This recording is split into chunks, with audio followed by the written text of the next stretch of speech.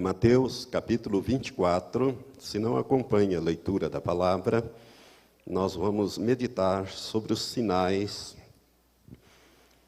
da segunda vinda.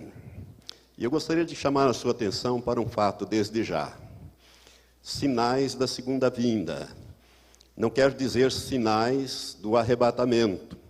O arrebatamento pode se dar a qualquer momento. Esses sinais são sinais da segunda vinda de Cristo, quando então ele virá com a igreja em poder e grande glória, e também com os anjos, e estabelecerá o seu reino aqui na terra. Quero dizer para o nosso nobre vereador que o tempo do governo dos homens sobre a terra está terminando. Muito breve, nosso Senhor Jesus Cristo retornará e ele implantará o seu governo aqui na terra. E todos aqueles que são do Senhor vão estar reinando aqui na terra. Aleluia. E nós vamos ler então, gostaria de convidá-lo a acompanhar a leitura, capítulo 24 do Evangelho, segundo a narrativa de São Mateus. Diz assim a palavra: Ora, Jesus, tendo saído do templo, ia se retirando, quando se aproximaram dele os seus discípulos para lhe mostrarem os edifícios do templo. Mas ele lhes disse: Não vedes tudo isto? Em verdade vos digo que não se deixará aqui pedra sobre pedra que não seja derribada.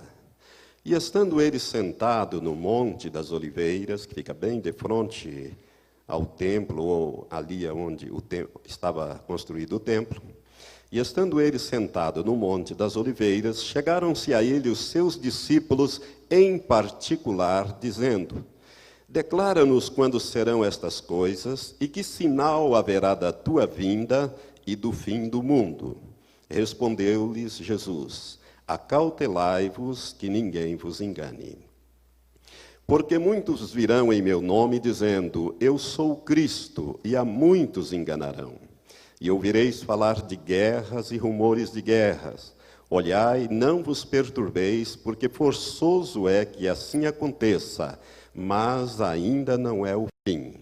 Porquanto se levantará nação contra nação e reino contra reino, e haverá fomes e terremotos em vários lugares. Mas todas estas coisas são o princípio das dores. Então sereis entregues à tortura e vos matarão. E sereis odiado de todas as nações por causa do meu nome. Nesse tempo, muitos hão de se escandalizar e trair-se uns aos outros, e mutuamente se odiarão. Igualmente hão de surgir muitos falsos profetas e enganarão a muitos. E por se multiplicar a iniquidade, o amor de muitos esfriará. Mas quem perseverar até o fim, este será salvo. E este evangelho do reino será pregado no mundo inteiro, em testemunho a todas as nações. E então virá o fim. Observe que Jesus fala que o evangelho será pregado em testemunho às nações. E então virá o fim. Este fim, lembre-se que o arrebatamento vem antes. Agora, vamos para o versículo 32. Aprendei, pois, disse Jesus, da figueira a sua parábola. Quando já o seu ramo se torna tenro e brota folhas, sabeis que está próximo o verão. Igualmente, quando virdes todas estas coisas, sabei que ele está próximo, mesmo às portas. Em verdade vos digo que não passará esta geração sem que todas essas coisas se cumpram. Passará o céu e a terra, mas as minhas palavras jamais passarão. Daquele dia e hora, porém, ninguém sabe, nem os anjos do céu, nem o Filho, senão só o Pai. Pois como foi nos dias de Noé, assim também será a vinda do Filho do Homem. Porquanto assim como nos dias anteriores ao dilúvio, comiam, bebiam, casavam e davam-se em casamento, até o dia em que Noé entrou na arca e não o perceberam, até que veio o dilúvio e os levou a todos. Assim será também a vinda do Filho do Homem. Então, estando dois homens no campo, será levado um e deixado o outro. Estando duas mulheres trabalhando no moinho, será levada uma e deixada a outra. Vigiai, pois, porque não sabeis em que dia vem o vosso Senhor. Sabei, porém, isto: se o dono da casa soubesse a que vigília da noite haveria de vir o ladrão, vigiaria e não deixaria minar a sua casa. Por isso ficai também vós apercebidos, porque numa hora em que não penseis, virá o Filho do Homem. Então, o tema que nós vamos trabalhar esta noite vai ser este daqui: os sinais da iminente volta de Jesus. Os sinais da iminente volta de Jesus. Dentro do tema maior, que é a segunda vinda de Cristo, muitas coisas têm que acontecer, até a implantação do reino de Deus sobre a terra. Jesus nos ensinou a orar: venha o teu reino. Então, os sinais da iminente volta de Jesus. Você observou que o texto que nós lemos, Mateus 24, de 1 a 44, alguns versículos eu saltei, porque trata de outros assuntos, mas ligado à segunda vinda de Cristo, como a grande tribulação, que é tema de um outro estudo bíblico. No versículo 33, Jesus disse assim: quando virdes todas estas coisas, sabei que Ele está próximo, mesmo às portas. Que coisas Jesus estava se referindo? Os sinais que ele menciona antes. São sinais que ele mencionou antes. No 33 ele diz: quando virdes todas estas coisas, vocês podem ter certeza que eu vou estar na iminência de retornar. Algumas observações importantes que eu gostaria de fazer.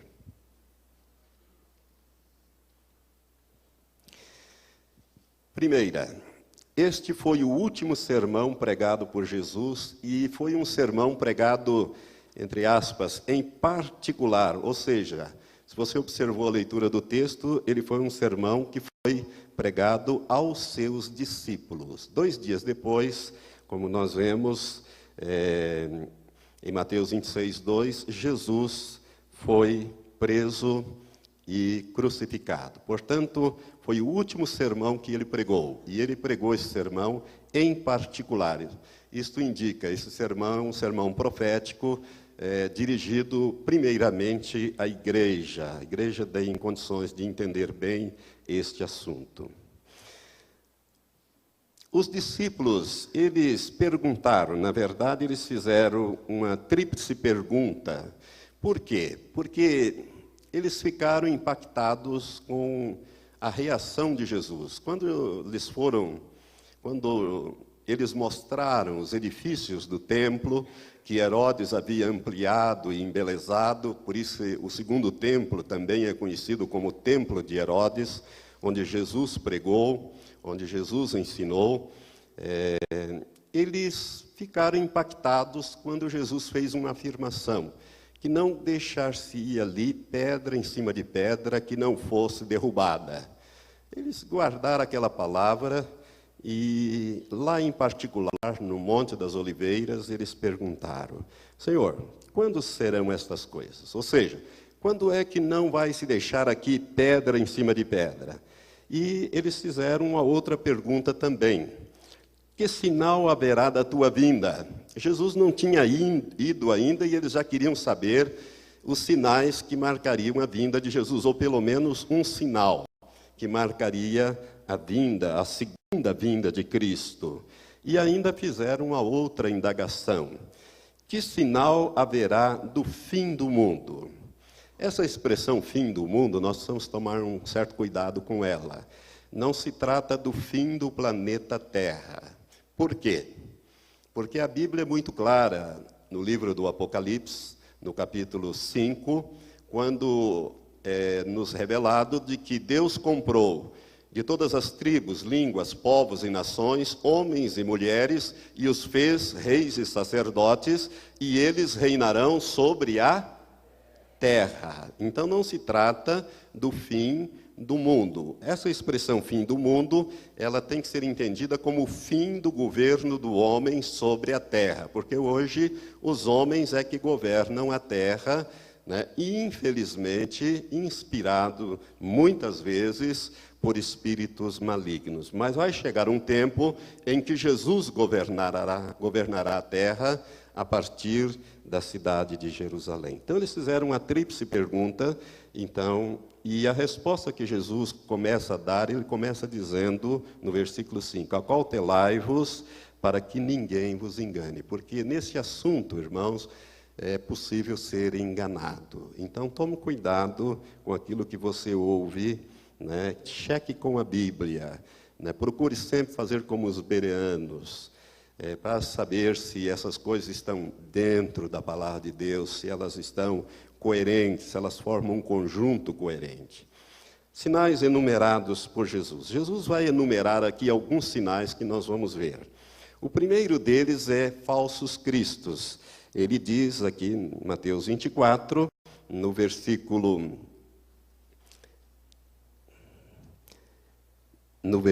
5, que muitos virão em meu nome, dizendo, eu sou o Cristo, e a muitos enganarão. Falsos cristos. Este é um sinal de que Jesus estará voltando, ou está voltando. E se nós formos ver, sempre tivemos falsos cristos, mas ultimamente tem aparecido alguns muito ousados. Você já ouviu falar deste homem? Reverendo Moon? Seu nome é Sun Myung Moon, e em coreano significa lua do dragão brilhante. Lua é um símbolo das trevas, dragão é um símbolo de Satanás. Brilhante é o nome de Lúcifer, antes da queda, aquele que é o brilhante, o portador da luz, aquele que leva a luz, anjo de luz.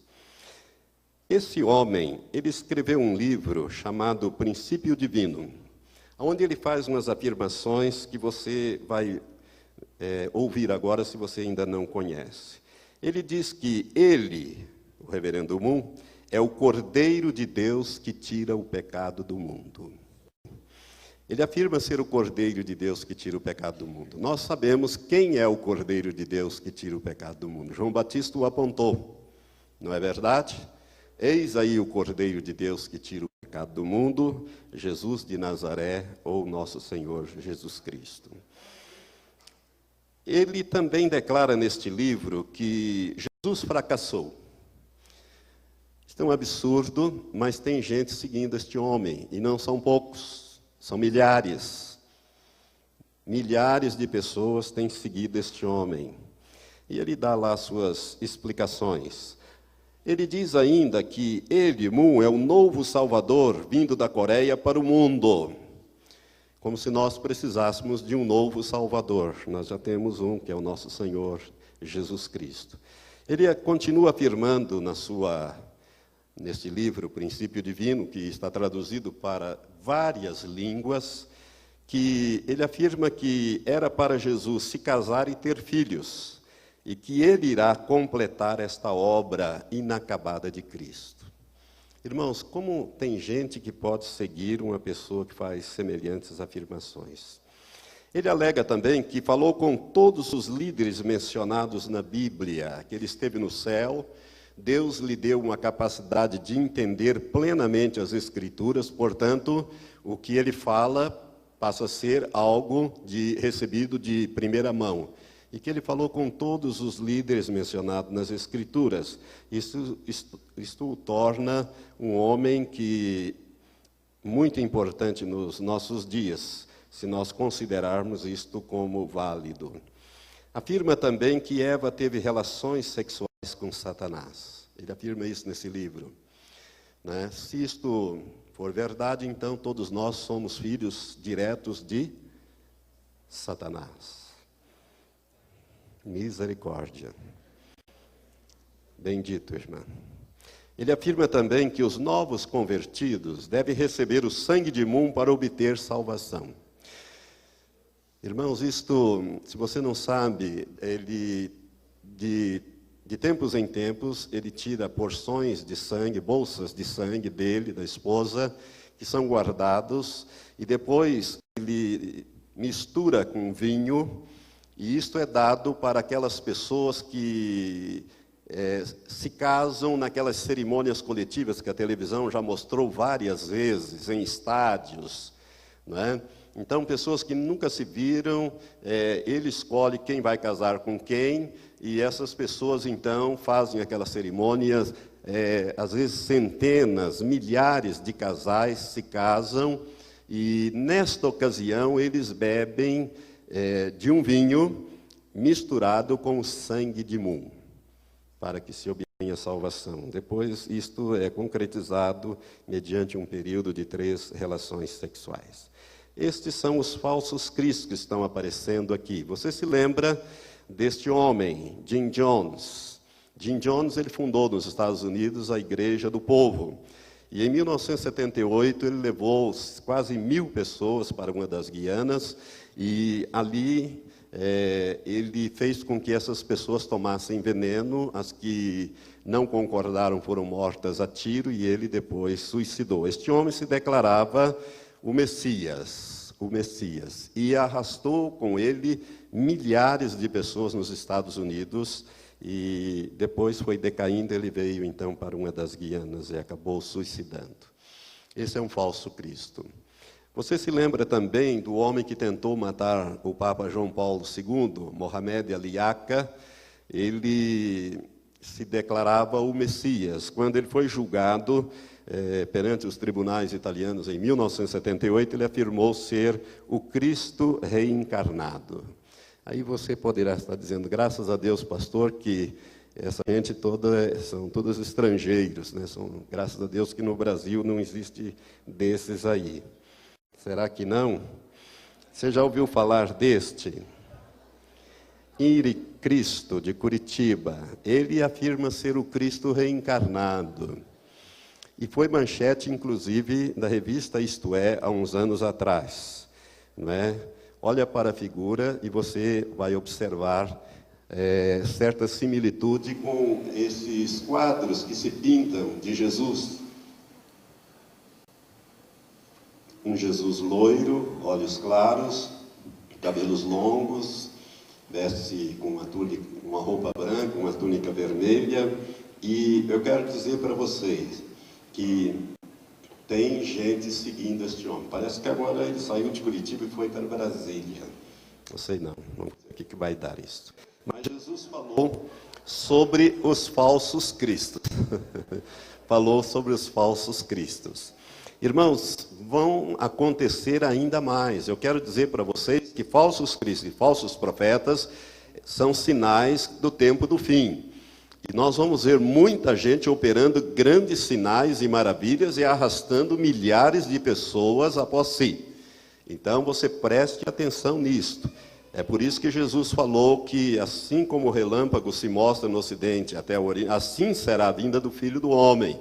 Jesus fala disto quando ele toca ali mesmo em Mateus 24 sobre a grande tribulação, que nós não vamos abordar. Um segundo sinal que Jesus falou é sobre guerras e rumores de guerras. Apenas para que você saiba, quero passar rápido por esses temas.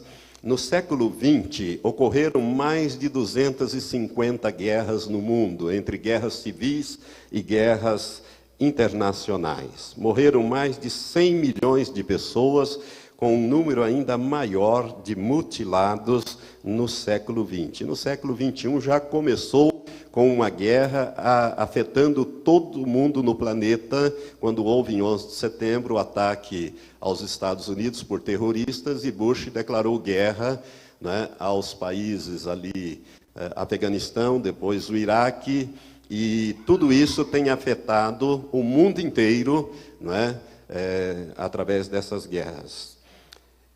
Guerras e rumores de guerras. Isso fala, irmãos, do cavalo vermelho, quando a paz é tirada da terra. O segundo selo de Apocalipse, capítulo 3, versículos 3 e 4. A paz é tirada da terra.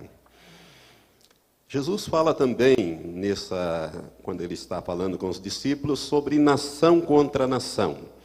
Nações que parecem amotinadas. Hoje as nações não se entendem.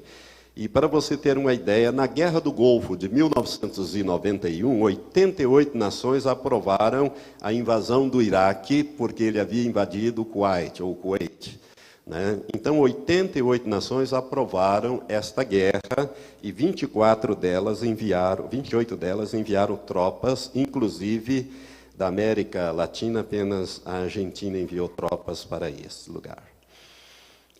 O quarto sinal que Jesus fala aqui em Mateus 24 é sobre a fome. E Jesus diz que a fome ocorreria em vários lugares, não em todos os lugares. Se você olhar para este versículo, quando ele fala isto, ele fala no versículo 7, porquanto se levantará nação contra nação, reino contra reino, e haverá fomes em vários lugares. A fome é o cavalo preto de Apocalipse 6. Nós temos o cavalo branco, que é o anticristo. Ele é liberado, ele já foi liberado, ele já está agindo, né? E breve deverá assumir o seu lugar na história. Não vamos falar sobre o anticristo, mas ele já está praticamente pronto para assumir o seu lugar na história. E ele representa o cavalo branco, aquele que recebeu então uma coroa, um arco, e saiu vencendo e para vencer. O cavalo vermelho é a paz tirada da terra, quando as guerras e também a violência, o aumento da violência no mundo, e o cavalo preto, que representa a fome. E eu quero falar um pouco sobre fome. Irmãos, as mudanças climáticas ocasionadas pelo aquecimento global têm trazido fome no mundo. Não sei se você está acompanhando isto mais de perto, mas em razão da mudança do clima, nós temos, o aquecimento global tem gerado mudanças do clima. Por exemplo, nós estamos aí com meses sem chuva no sul. Rio Grande do Sul, que é um país produtor de grão, parece o Nordeste, com aquele solo rachado. Hoje choveu em Santa Catarina, estava vendo a notícia agora há pouco, fazia 3 meses que não chovia numa região produtora aí em Santa Catarina, choveu hoje, estavam agradecendo a Deus pela chuva. Enquanto que lá no norte do país, as cidades estão debaixo d'água, as pessoas estão morrendo, né, os rios transbordando, são coisas que estão invertendo. O clima está descontrolado. Os cientistas já chegaram a esta conclusão e estudos que têm sido feitos têm sido muito sérios. Eu vou falar um pouquinho mais para frente. Essas coisas todas, principalmente o problema da água no Oriente Médio, pode levar o Oriente Médio a guerras, principalmente Israel.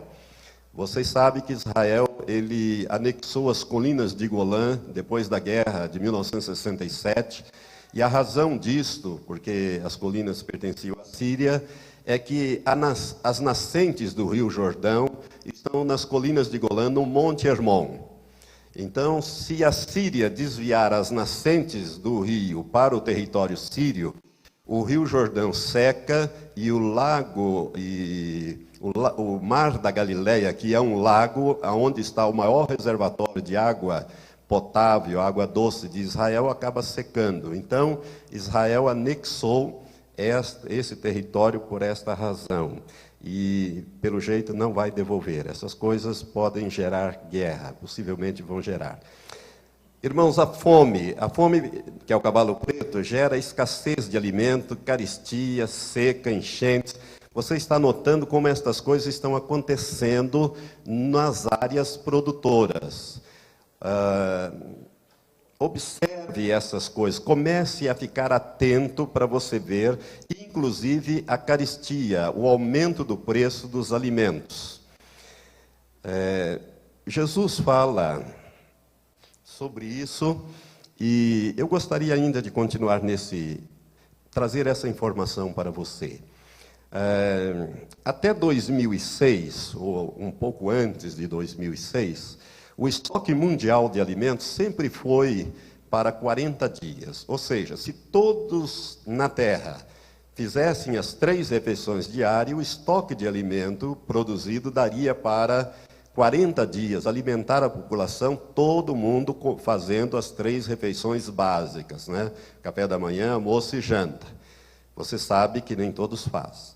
Mas em 2006, este estoque ou esta produção de alimentos no mundo, ela caiu para 4 dias. Ou seja, se todos comessem as 3 refeições, fizessem as 3 refeições, o estoque de alimento em 2006, isto dito por cientistas que estudam este assunto, só daria para 4 dias. Dados fornecidos pela FAO, que é um órgão da ONU que controla as informações sobre produção e distribuição de alimentos, afirma que mais da metade, em 2008, em junho de 2008, nós passamos de 6.666 bilhões de seres na Terra. Foi dia 8 de junho. Irmãos, mais da metade desses 6 bilhões e 666 milhões, não faz as 3 refeições diárias. Faz 1 e 2, mas não consegue fazer as 3. Isto uma vez levou o secretário de Defesa dos Estados Unidos, há uns anos atrás, há umas décadas atrás, Robert McNamara, a dizer que metade do mundo não dorme porque tem fome, e a outra metade não dorme porque tem medo dos que têm fome. Isto é uma grande realidade. A fome é algo muito sério, é muito sério. E aqui tem uma informação também, dado da FAO. 1,3 bilhão de pessoas têm menos de $1 para se alimentar por dia. 1,3 bilhão de pessoas. A fome é uma realidade. Há uma semana atrás, exatamente no dia 7 desse mês, eu estava, por acaso, vendo um discurso do senador Pedro Simão no Congresso Nacional. Eu estava lendo esse discurso, muito preocupado com essa situação da gripe suína e gripe de frangos, que mataram milhões de frangos, agora já estão falando em matar os porcos, por causa da gripe suína. O Egito já mandou matar todos os porcos. Isto tudo gera fome. E ele, preocupado com isso, com esses vírus e essa coisa toda, ele estava lendo um discurso. E ele fez uma afirmação ali que me chocou, eu não sabia. Ele disse que 4 pessoas morrem por minuto na Terra de fome. A cada minuto, 4 pessoas morrem na Terra de fome, ou por causa da fome. A fome é uma realidade nos nossos dias, e ela está indicando a volta de Jesus. Jesus disse que estes sinais antecederiam a sua segunda vinda. Portanto, nós precisamos estar atento a isto.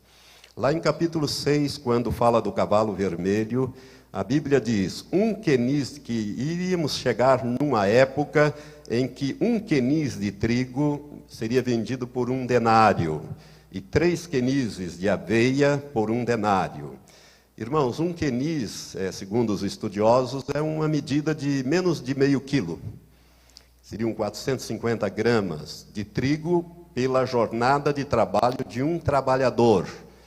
20, 30 reais, que é o que ganharia um trabalhador braçal, da roça, ou qualquer coisa assim, né? E a aveia é o alimento dos animais, dos cavalos, dos bois e das pessoas pobres, né? 3 quenizes, 3 porções, valendo 1 denário. Mas há ali uma afirmação muito importante que eu gostaria de trazer para você. Deus disse: não danifiqueis o azeite e o vinho. Quando ele libera este cavalo preto, que é o cavalo da fome, né, símbolo da fome, ele diz: não danifiqueis o azeite e o vinho. Nós sabemos que o vinho é símbolo do sangue de Cristo, aqueles que foram lavados pelo sangue do Cordeiro. E o azeite é o símbolo do Espírito Santo. Nós somos selados com o Espírito Santo para o dia da redenção. Ou seja, em outras palavras, não toque a fome em quem tem a salvação de Deus e o Espírito Santo habitando nele. Essa é a minha interpretação desta frase, irmãos. Por isso nós vamos chegar num período, amados pastores, irmãos, nós vamos atingir uma época dos milagres da multiplicação. Nós vamos chegar a essa época em que nós vamos ter que exercitar fé para a multiplicação. Se você nunca leu, tem um livro, eu não me lembro a editora agora, mas o autor é Jesse Hinckley. Ele chama-se Rara Estirpe de Fé. Este livro ele conta a história de um pastor negro dos Estados Unidos durante a Grande Recessão de 1929. Ele tinha, na época, 12 filhos, ele teve 17 filhos. Né? Na época, ele tinha 12 filhos. Ele conta a experiência dele, ele morava no porão da igreja e acabou o dinheiro e a última oração que ele fez numa panela de carne e no dia seguinte a panela estava cheia novamente. Ele tornou a orar, comer e no dia seguinte a panela estava cheia novamente. E eles comeram carne. Durante meses e meses e meses, Deus foi multiplicando aquela panela de carne com feijão e outras coisas. Devia ser uma espécie de feijoada, não sei bem. Né? Ele não esclarece. Isto nos nossos dias, 1929. Né? Então, nós vamos chegar nesse período. E eu dou graças a Deus porque Jesus, em João 14, versículos 12 a 13, ele diz: aquele que crê em mim, este também fará as obras que eu faço, e as fará maiores do que estas, porque eu vou para o Pai.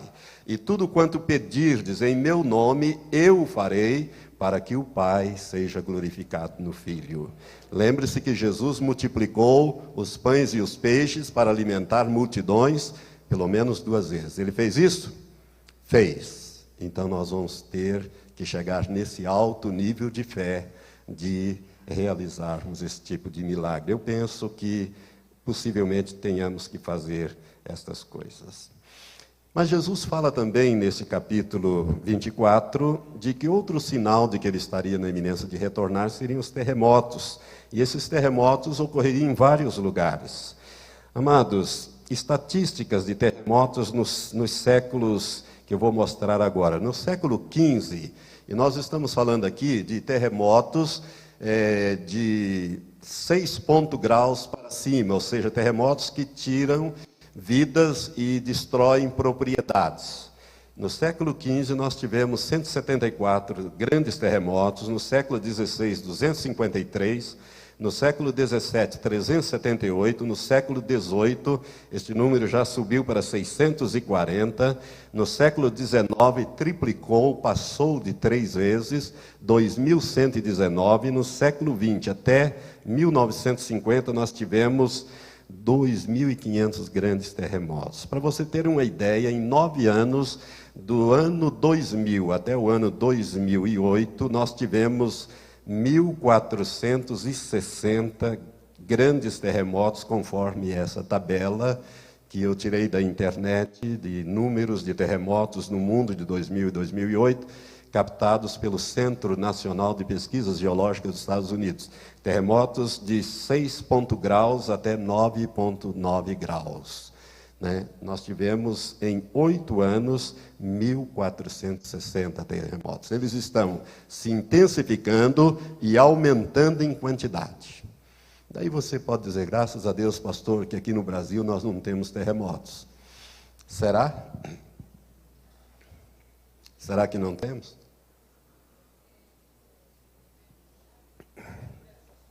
João Câmara, lá no Ceará, diz que temos. Minas Gerais também, de vez em quando, sai no noticiário. Já até morreu uma criança lá, caindo uma das paredes em cima dela. E aqui em São Paulo, né, no litoral, nós tivemos, o ano passado, um terremoto de 5,3 que moveram coisas, objetos nos edifícios mais altos. Santa Catarina, em Florianópolis, Curitiba também, ele atingiu esta área, 5,3. Irmãos, terremotos é um sinal claro de que Jesus está voltando. Nesses terremotos que eu mencionei, esses últimos 9 anos, né, pelas estatísticas oficiais, morreram 463.586 pessoas. Outros fenômenos da natureza. maremotos, tsunamis. Em 2004, todos nós sabemos, na Ásia houve um tsunami que atingiu vários países e o número oficial passa de 280 mil mortos, mas extraoficialmente esse número é muito maior. E eu gostaria de compartilhar algo que eu ouvi de um pastor de um daqueles países mais atingidos, se eu não me engano foi da Tailândia. Eu ouvi esse testemunho dele na primeira igreja batista de Curitiba. Ele não estava lá no dia do terremoto, mas ele esteve logo depois. Ele é daquele país e ele retornou à pátria logo depois e tomou conhecimento desse fato que eu vou relatar aqui. Como se trata de um país muçulmano, os cristãos queriam comemorar, os poucos cristãos que lá estavam, queriam comemorar o Natal no dia 25. Procuraram as autoridades para pedir permissão e as autoridades disseram, não, nós somos um país muçulmano, qualquer comemoração do Natal pode incitar os ânimos e isso aí pode resultar em problemas para nós. Se vocês querem comemorar esse Natal, vocês comemorem outro dia, mas não no dia 25. Aí então eles reuniram lá os pastores e tal, e disseram, vamos comemorar então no dia 26, então eles subiram no dia 25, comemoraram, mas fizeram lá os seus cultos e deixaram para comemorar o Natal no dia 26. O que aconteceu? Veio o terremoto, ou maremoto, né? Veio um terremoto submarino, provocou um tsunami e todos os crentes estavam nos montes. Todos. Mas uma pequena comunidade de 19 irmãos resolveu não subir e ficaram. E na hora que veio, segundo ele, na hora que veio a tsunami, eles se agarraram um ao outro, se atracaram um ao outro e foram levados no meio daqueles destroços, mas nenhum morreu, né? Deus os preservou, os 19 tiveram escoriações e ferimentos leves, esses que não subiram no monte. Mas todos os demais cristãos estavam no monte quando houve, no dia 26 de dezembro, essa tsunami. Uma outra coisa que tem se intensificado muito são os vulcões. Vulcões têm entrado em erupção em vários países, como o Pinatubo, nas Filipinas, que era um vulcão adormecido há 600 anos, entrou em erupção há uns anos atrás, destruiu uma base americana, matou gente. Vulcões é um sinal de que Jesus também está voltando. As dores de parto da natureza.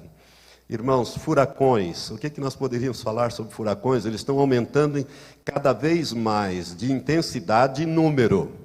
O Katrina, se você não sabia, o Katrina, que arrasou uma parte de New Orleans ou Nova Orleans, se ele tivesse mantido o seu trajeto, 40 quilômetros, ele teria arrasado toda a cidade, teria morrido milhares de pessoas, quiçá até milhões de pessoas.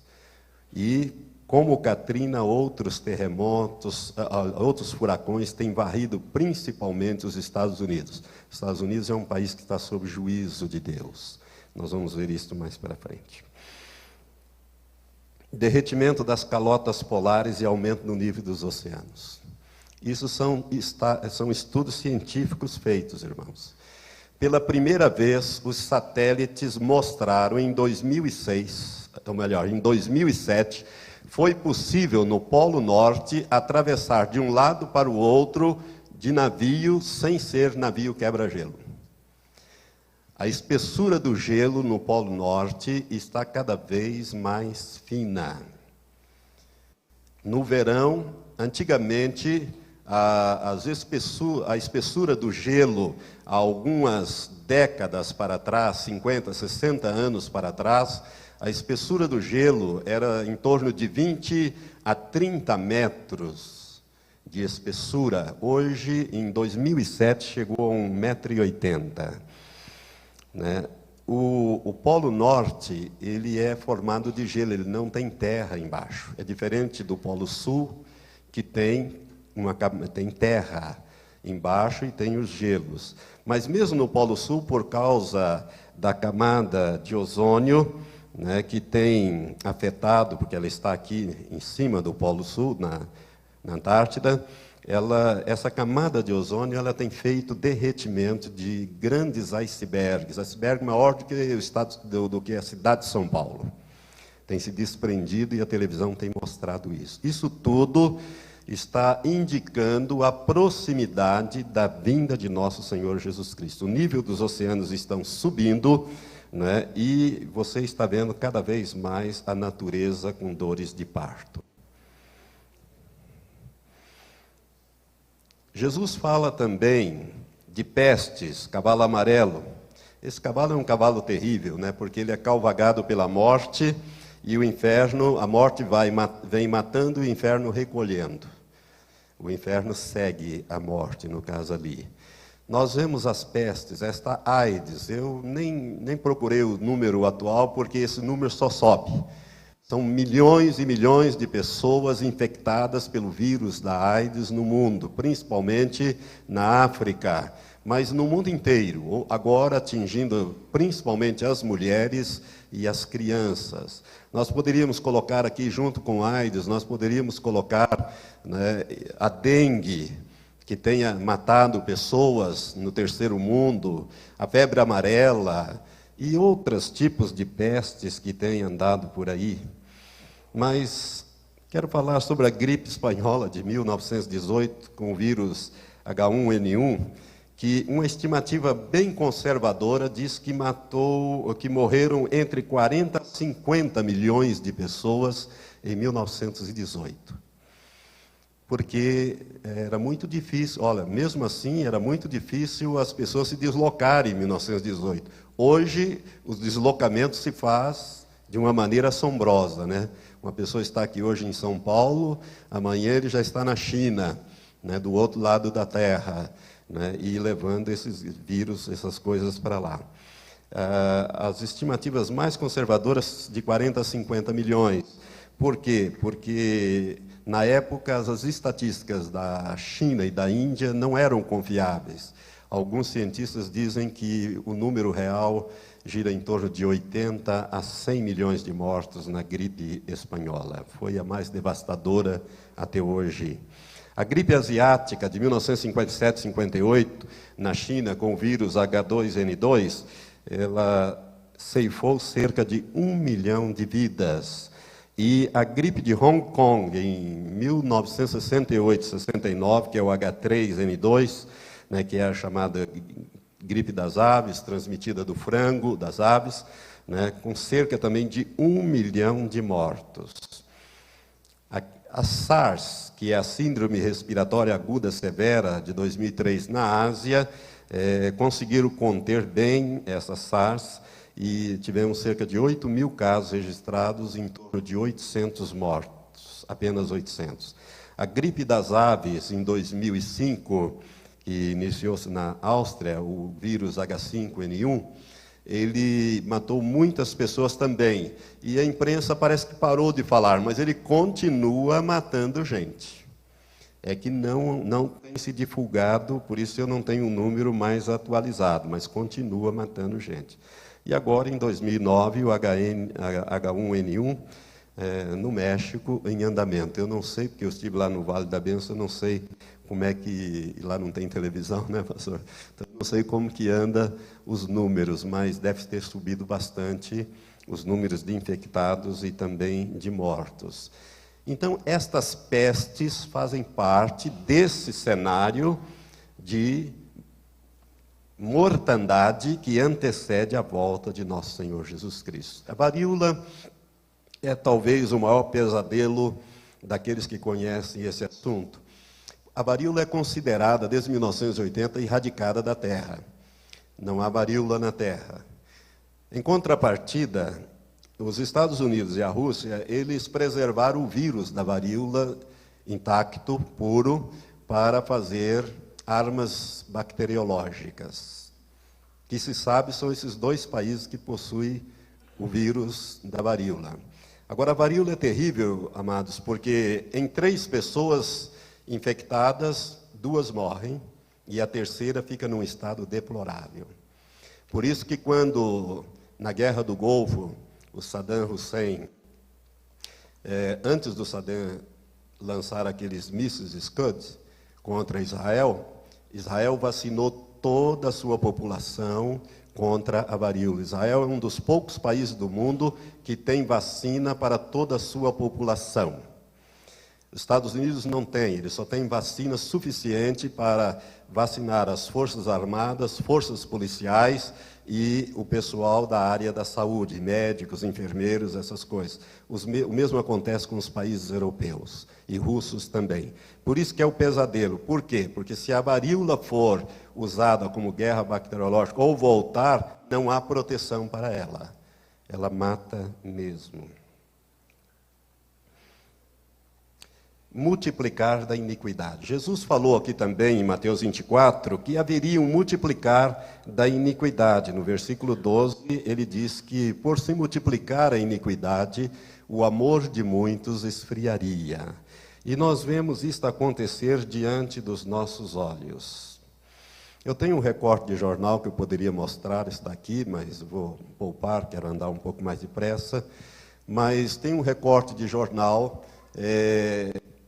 denunciando. 2 juízes italianos vieram alguns anos atrás ao Brasil e denunciaram às autoridades judiciárias e policiais brasileiras que cerca de 300 crianças que foram adotadas no Brasil e levadas para a Europa, inclusive para a Itália, essas crianças foram mortas e seus corpos mantidos com morte cerebral e os seus órgãos vendidos para transplante. Irmãos, uma criança totalmente retalhada chegava a render a estes homens iníquos cerca de $1,5 milhão de dólares. Os órgãos eram vendidos entre 40 mil a 100 mil, dependendo do órgão. E isto era feito na Tailândia e no México, havia esses lugares. Eles trouxeram documentos e comprovatório disso, né? Por isso que o governo tomou algumas atitudes mais drásticas em relação à adoção, principalmente internacional, mas isto vem acontecendo, inclusive crianças que são mortas ou desaparecem e às vezes são vendidas e retalhadas para esta finalidade. Eu digo para você, se isto revolta o nosso coração, imagina o coração de Deus. Isto é o aumento da iniquidade. Deus vai julgar a iniquidade dos homens, não tenha dúvida disso. Ainda dentro desse item, multiplicar da iniquidade, você já ouviu falar do satanismo, né? Sacrifício de crianças por seitas satânicas. Nós tivemos um caso no Paraná, na cidade de Guaratuba, em que, na época, envolveu a esposa do prefeito, a filha do prefeito, deu uma repercussão internacional. Este caso foi julgado, comprovado, a criança, o menino, foi sacrificado num ritual satânico. Irmãos, isso não é raro, não. Essas coisas acontecem no mundo inteiro. Essas coisas vêm acontecendo. Então, isto é um multiplicar da iniquidade. Os jornais e a televisão têm mostrado pais matando os filhos, como aquela menina Isabela, né, que acho que foi em São Paulo, né, que o pai e a madrasta jogaram lá do prédio, aquela criança que teve uma repercussão nacional e até internacional. E quantas notícias nós vemos de pais matando filhos e filhos matando pais por causa de herança. Isso, irmãos, é o multiplicar da iniquidade. Por causa disso, o amor de muitos, ou dentre os muitos, esfriaria. Nós estamos vivendo esse tempo. Nem animais fazem essas coisas. Os animais procuram preservar os seus filhos. Homicídio sem nenhuma razão. Nós temos visto aí assaltos em postos de gasolina, onde os ladrões, depois de terem tudo o que queria, atira nos caixas, nas pessoas. Uma moça, uma senhora morreu esses dias, deixando uma criança, né? Esses assaltos em coletivos, em ônibus, morte de cobradores, sem nenhum motivo. As pessoas estão matando umas às outras. Né? Teve uma repercussão muito grande no meio evangélico, aquele caso daquele casal com a filha que vieram da igreja e desceram num determinado lugar, e 3 assaltantes abordaram e pediram a bolsa da moça, ela entregou, mas quando eles iam, ela disse: me deixe, por favor, a Bíblia e o crachá. Eles deram a Bíblia e o crachá, mas deram um tiro na cabeça da moça e matou. Sem nenhuma razão estas coisas estão acontecendo. É o desamor, né? É a falta de valorização da vida, esse é o multiplicar da iniquidade. Jesus disse que ela se multiplicaria. O que falar então das chacinas e dos abortos? Nos Estados Unidos ocorre 5 milhões de abortos por ano, e agora, com o novo governo, foi liberado o aborto e, inclusive, dinheiro para se abortar por conta do Estado. Isto vai aumentar violentamente. Chacinas, aborto, aqui no Brasil dá mais de 1 milhão por ano. Linchamentos, são todas situações do multiplicar da iniquidade. A iniquidade não está somando, ela está se multiplicando. Amados, a Bíblia fala também, não é Jesus que fala em Mateus 24, mas a Bíblia fala em Daniel 12, que haveria um outro multiplicar, que é o multiplicar da ciência. Em Daniel 12:4, a Bíblia fala de que nos últimos dias os homens correriam de um lugar para o outro e a ciência se multiplicaria. Então é o multiplicar da ciência. Hoje os homens parece que não param, né? Eles andam de um lugar para o outro, as distâncias encurtaram, né? É um multiplicar da ciência. O grande cientista Newton,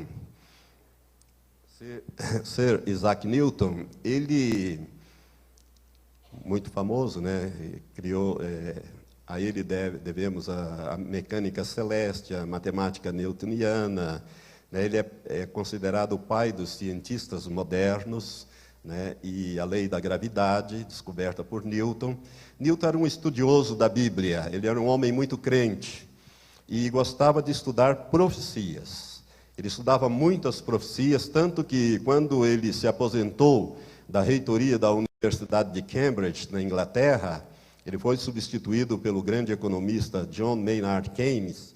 E Keynes, ao examinar os escritos que Newton havia deixado lá, ele ficou espantado, porque 60% do que Newton deixou escrito não era sobre mecânica celeste, não era sobre matemática, não era sobre a lei da gravidade, era sobre escatologia, era sobre profecias do tempo do fim. Newton acreditava que havia um código oculto na Bíblia e que não só a Bíblia, como todo o universo era um grande criptograma escrito pelo Deus Todo-Poderoso para que o homem decifrasse. Ele deixou isso escrito, inclusive. Nós vamos falar sobre o código da Bíblia mais para frente. Um dos estudos vai ser este. E nós vamos voltar a Newton. Mas Newton, estudando Daniel 12:4, ele deixou algo escrito. Ele disse assim, que a ciência ia, nos últimos dias, se multiplicar tanto, mas tanto, que o homem seria capaz de viajar a espantosa velocidade de 80 km por hora.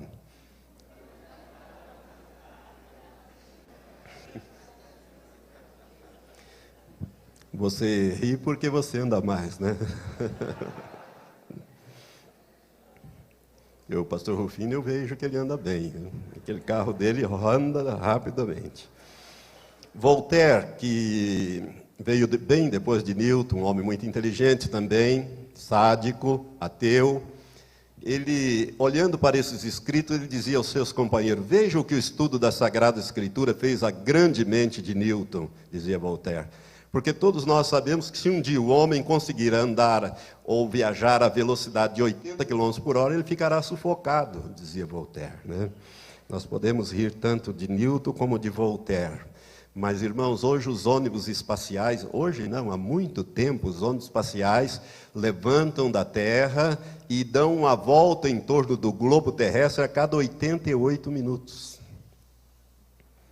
E depois voltam e pousam tranquilamente, sobe outra vez e desce, levam materiais, estão formando lá uma estação espacial. Isto é o multiplicar da ciência. Não é 80 km por hora, é 88 minutos, uma volta completa em torno da Terra. O que dizer? Quando os computadores foram inventados, eles usavam válvulas. Então, a memória do computador era trabalhada com válvula, tipo 100 metros quadrados de válvula para poder operar aquele computador bem rudimentar. Hoje, um microchip, ele tem milhões de cálculos, ele faz bilhões de cálculos por minuto. Que você põe na ponta do dedo, um microchips. Isso é o multiplicar da ciência. Na Guerra do Golfo de 1991, usaram-se satélites espiões. Então veio à tona esse negócio de satélites espiões. Desconfiava-se disso, mas não se sabia ao certo. Mas ficou evidenciado que, com esses satélites espiões, você era capaz de fotografar a manchete de um jornal de alguém sentado no banco da praça lendo. Um jornal, você era capaz, através de satélites espiões. Satélites capazes de ouvir, inclusive, conversas, aparelhos que hoje... por isso que a Polícia Federal tem pego tanta gente para lá e para cá. Porque, no tempo de Fernando Henrique, eles conseguiram comprar os mesmos aparelhos que o FBI usa, né, no sistema de monitoração de gravações, e o governo americano autorizou a venda, por isso que hoje pega o pessoal falando, né, e dá essas operações Satyagraha e outras tantas aí, né? Mas isso é o multiplicar da ciência, irmãos. Na Guerra do Golfo usaram esses mísseis Tomahawk, que existe até hoje, é a chamada bomba inteligente. É um negócio esquisito, né? Bomba inteligente. Ela é guiada por computador. Um míssil que um navio solta lá do oceano, ele viaja 3.000 quilômetros, desviando de todos os alvos, para cima e para baixo, fora do nível do radar, fora da captação do radar, e tem a capacidade de acertar um alvo com margem de erro de 30 centímetros. É como se ele mirasse no estômago, ou no peito, e acertasse no estômago, ou vice-versa. Esses mísseis estão aí, são os Tomahawks. Hoje temos aviões invisíveis, Estados Unidos tem aviões invisíveis, e a Rússia anunciou ao ano passado, ela anunciou que desenvolveu uma tecnologia especial e fabricou e tem mísseis invisíveis ao radar. Jacques Chirac, quando era presidente da França, quando ele estava terminando o mandato dele, esteve com Putin, acho que foi 2007, e Putin mostrou essa tecnologia a Jacques Chirac. Eu quero dizer para vocês, irmãos, que os mísseis invisíveis, eles tornam obsoleto qualquer sistema de defesa na Terra. Por quê? Porque eles são capazes de colocar uma ogiva nuclear em qualquer lugar, invisível a radar. E quando a Rússia anunciou isso, 2 meses depois o Irã anunciou que tinha mísseis invisíveis também. Ora, o Irã não tem nem a tecnologia da bomba, mas já tem um míssil invisível. Quem que passou para eles? A Rússia. A Rússia vende armas para o Irã. A Rússia tem um tratado de proteção do Irã, que eu vou falar quando eu falar sobre a Guerra do Golfo. Qualquer país que atacar o Irã, dá direito à Rússia de atacar este país. Multiplicar da ciência. Ainda, só para você se lembrar, em 1969, há 50 anos atrás, o homem foi na Lua, não uma, mas 3 vezes, foi e voltou. Hoje nós temos sondas, né, em Marte, fazendo escavações, fotografando e descobrindo coisas, coletando os dados. O telescópio Hubble, que já está ficando obsoleto, ele tem descoberto coisas extraordinárias sobre o nosso universo. Você se lembra disso aqui, não lembra? Há 10 anos atrás, 1997, foi capa de todas as revistas do mundo, a ovelha Dolly. a clonagem da ovelha Dolly. Desde a Segunda Guerra Mundial, que um assunto não ocupava as páginas das principais revistas do mundo. Em 1997, a ovelha Dolly, a Revolução de Dolly. Já é possível clonar o ser humano. Irmãos, tem alguns países na América Central que estão trabalhando nesse negócio de clonagem humana. Tem saído notícias sobre isso, alguns negam, mas já está comprovado que estão tentando clonar seres humanos. Então, em 97, clonaram a Dolly, depois clonaram a Polly. A Polly, ambas já morreram, porque verificou-se que há um envelhecimento precoce das ovelhas clonadas. O ciclo de vida delas é muito curto, por alguma coisa errada nisso aí. Mas na Polly, eles usaram pela primeira vez genes de animais e genes humanos. Misturaram os genes. Irmãos, o que falar então das células troncos? Hoje está sendo a vedete da ciência hoje, as células tronco, para curar enfermidades, e todas essas coisas. Isso tudo é o multiplicar da ciência. Em 2003, nós tivemos, então, o projeto Genoma, quando foi decifrado o código da vida, com 3 bilhões de combinações. O diretor do projeto Genoma, que foi um norte-americano, um homem muito crente, ele inclusive escreveu um livro, eu tenho esse livro, ele é professor, devia ter anotado o nome dele ali, é Collins, sobrenome Collins, se não me engano é Frank Collins, o nome dele. O professor Collins, ele participou, dirigiu o projeto Genoma. Irmãos, o que interessa para nós aqui do projeto Genoma, que é um passo gigantesco em termos de multiplicar da ciência, mas 2 coisas eles descobriram que está lá no livro de Gênesis.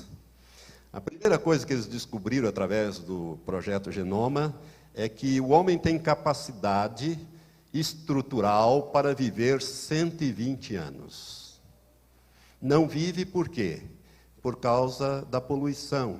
O homem respira um ar envenenado, bebe uma água envenenada, come comidas envenenadas, vive uma vida estressada.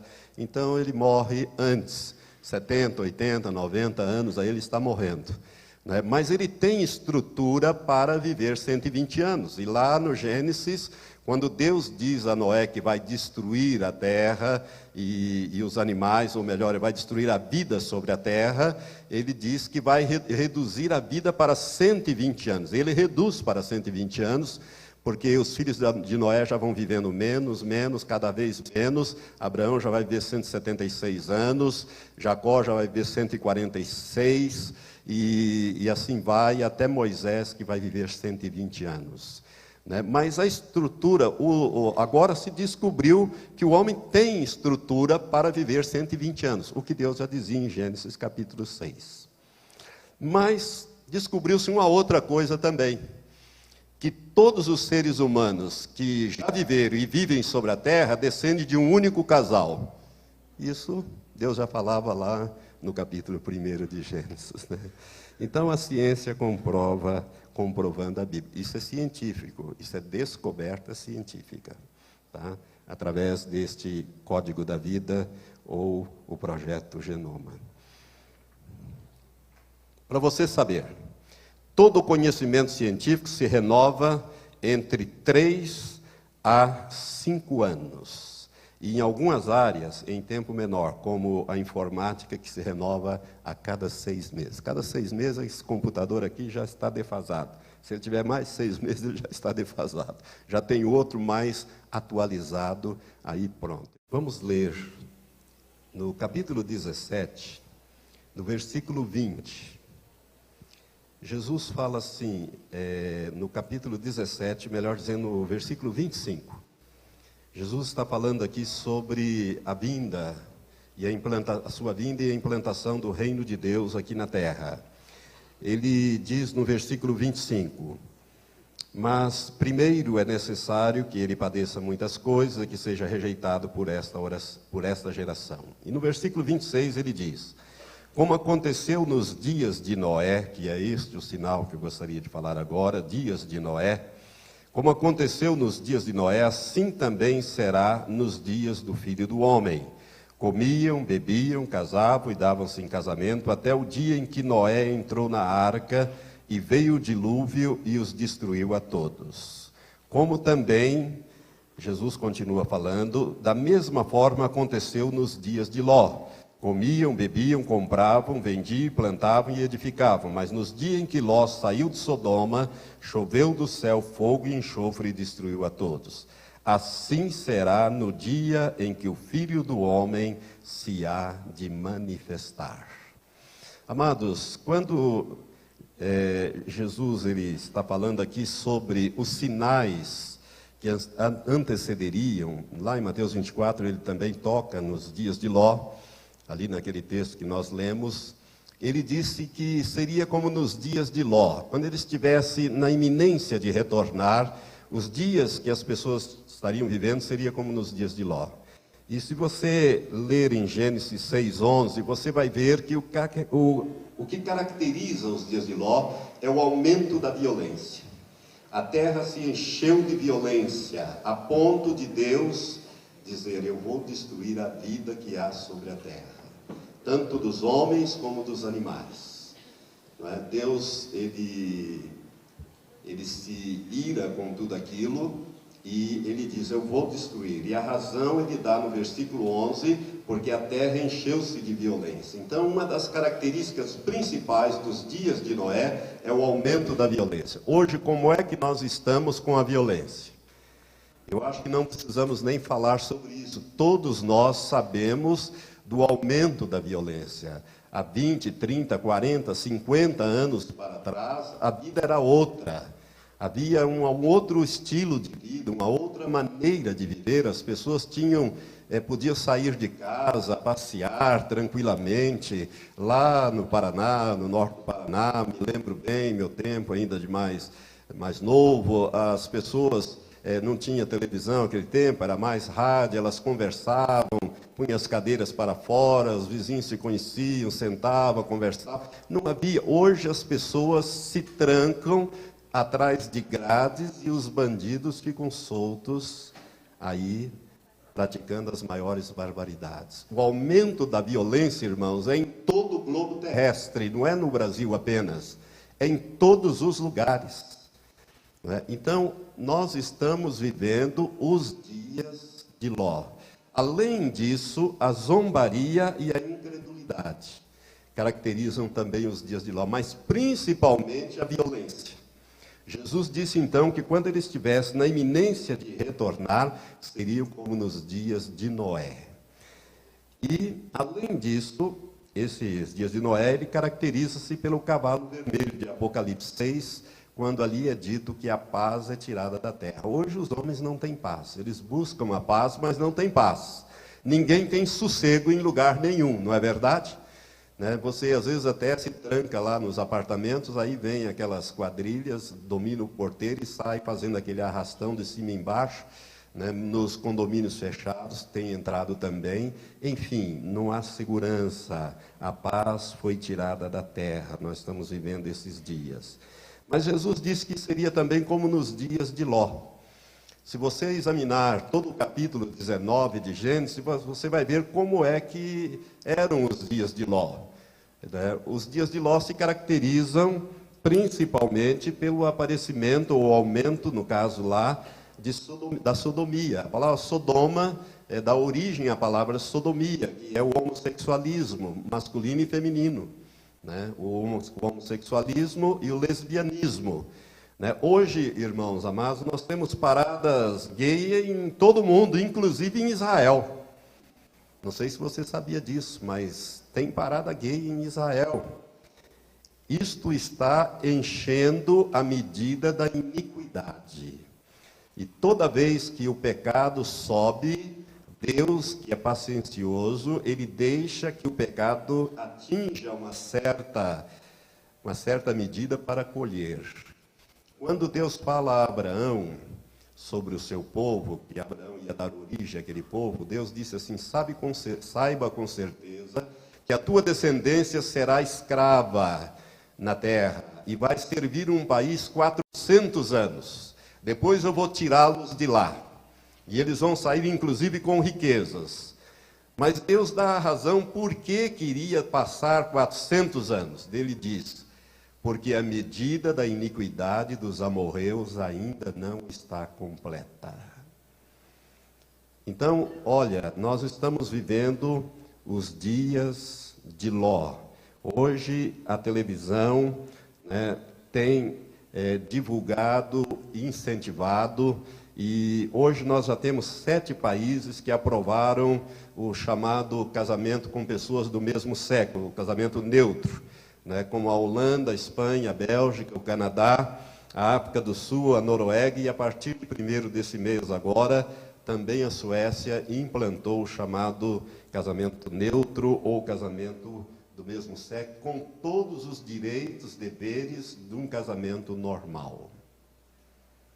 Nós estamos vendo umas coisas terríveis acontecer, casais sendo autorizados a adotar. Ora, se um casal de homossexuais adota um menino, o que vai ser esse menino? Qual é o padrão, que referencial ele vai ter? Se for lésbica, que referencial essa criança vai ter?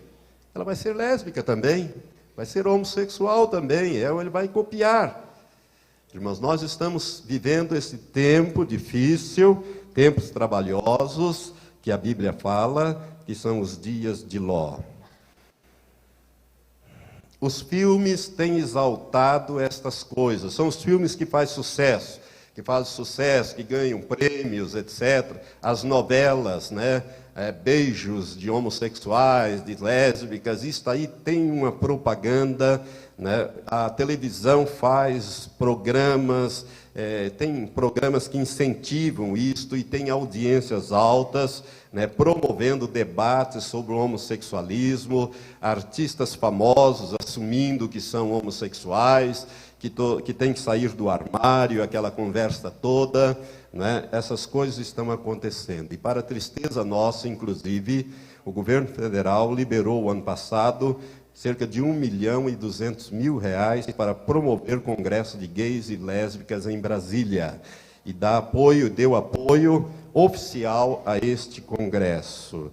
E está no Senado Federal um projeto de lei complementar número 122/2006, que já foi aprovado na Câmara dos Deputados, a toque de caixa meio escondido, e agora está no Senado, que era para ser aprovado essa semana passada, não sei como ficou isto, mas que está sendo, as igrejas têm orado, se levantado em oração, e já foi prorrogado, A senadora Fátima Freire está liderando, o pessoal do PT, o governo está dando todo o apoio à aprovação desse projeto de lei complementar, 122, aprovando a criação daquilo que se convencionou chamar o crime de homofobia.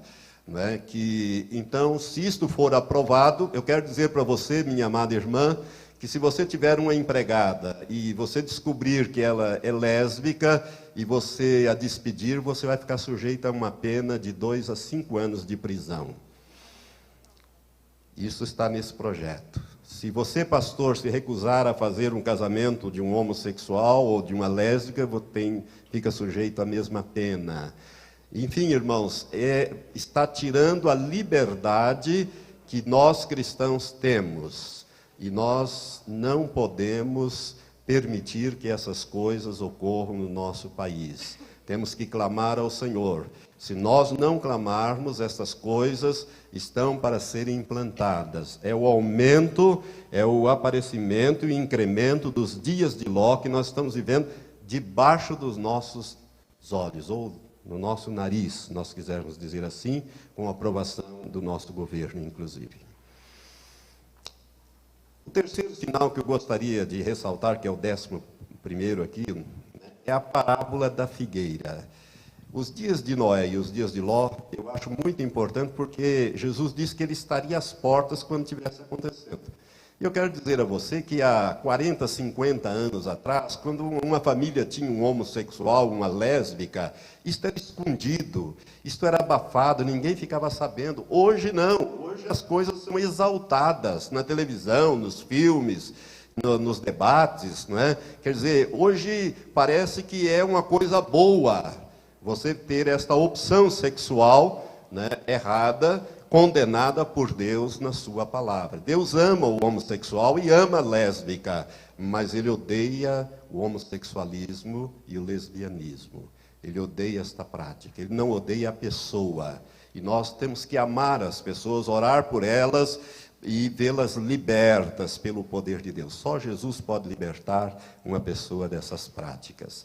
Mas além desses dois sinais, existe a parábola da figueira de que Jesus fala em Mateus 24, a partir do versículo 32. E é interessante este sinal, porque a figueira, irmãos, na Bíblia, segundo quase que todos os teólogos, comentaristas, escatologistas, pessoas que estudam a palavra de Deus, principalmente as profecias, eles dizem que a figueira é um símbolo de Israel. Israel é representado na Bíblia como uma figueira. Lá no Velho Testamento, Deus fala da figueira que produz figos bons e figos ruins, e atribui a Israel, Israel sendo a figueira.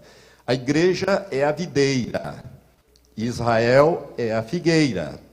Nós somos retratados, a igreja, como a videira, né? Jesus disse em João 15, eu sou a videira verdadeira, vós sois as varas, meu pai é o lavrador ou o viticultor, né? Nós somos comparados à igreja como a videira, mas Israel tem como símbolo a figueira. E Jesus fala aqui algo muito importante que nós gostaríamos de ressaltar.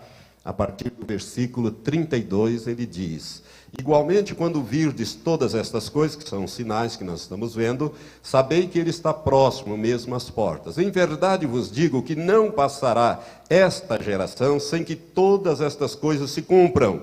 Passará o céu e a terra, mas as minhas palavras jamais passarão.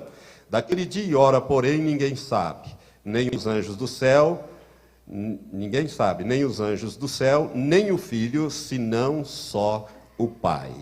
Agora preste atenção no que Jesus está falando aqui. Ele está falando da geração, né, que visse a figueira brotar. Que esta geração, ela não passaria sem que todas as coisas se cumprissem. Irmãos, Israel sendo a figueira, nós temos que lembrar que Jesus não fala de plantar a figueira. Jesus fala da figueira que está plantada, mas como que adormecida. Mas, de repente, ela brota e começa a lançar folhas. Israel brotou como país no dia 14 de maio de 1948. Isso depois de passar, desde o ano 70, quando general romano, destruiu Jerusalém e o templo, ele, depois de matar 1.100.000 judeus que estavam reunidos em Jerusalém para a celebração da Páscoa do ano 70, Flávio Joséfos, historiador do primeiro século, acompanhava Tito. Ele era judeu de raça, mas tinha cidadania romana, por isso o seu nome latinizado, Flávio Joséfos. Ele escreve sobre esses acontecimentos numa obra memorável, conhecida como A Guerra dos Judeus. Eu tenho essa obra. Ele relata a tomada de Jerusalém. Tito estaqueou Jerusalém em 5 dias e sitiou Jerusalém durante 5 meses, e 1.100.000 judeus morreram nesta mortandade. É uma coisa terrível o que é relatado por Flávio Joséfos. Apenas 98.000 sobreviveram. Desses 98.000, ele os fez escravos, levou-os alguns para Roma, que construíram o Coliseu Romano. Ao lado do Coliseu Romano tem o Arco de Tito. Eu estive lá no Coliseu e vi também o arco que mostra ali em gravuras a tomada de Jerusalém. Tem o Arco de Tito. E depois ele espalhou esses judeus pelo mundo inteiro. E eles viveram sem território, sem governo, sem bandeira, durante 1878 anos. Não existe um paralelo na história para se comparar. Deus preservou Israel por causa de uma semana de anos proféticos que tem que tratar com Israel, que é o estudo das 70 semanas proféticas de Daniel, capítulo 9, que nós não vamos fazer, talvez numa outra oportunidade. Mas tem uma semana, ficou uma semana para fora. 69 já se cumpriram com a morte do Messias, quando eles rejeitaram e crucificaram o Messias. Deus fez parar ali a história dos judeus, profeticamente falando. A história secular continuou, mas profeticamente ele fez parar ali e abriu um parênteses e revelou um mistério que estava oculto até então, que é o período da graça que dá a formação da igreja. Mas o tempo de Israel voltar para poder tratar com Israel a última semana, porque a profecia de Daniel 9, ela refere-se a Israel, ao povo de Israel. Então, é uma profecia muito importante e o tempo chegou.